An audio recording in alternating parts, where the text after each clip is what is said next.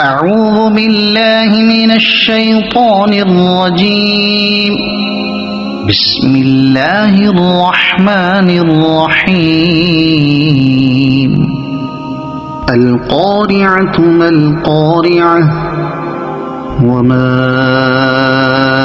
أدراك ما القارعة يوم يكون الناس كالفراش المبثوث وتكون الجبال كالعهن المنفوش فأما من ثقلت موازينه فهو في عيشة راضية وأما من خفت موازينه فأمه هاوية وما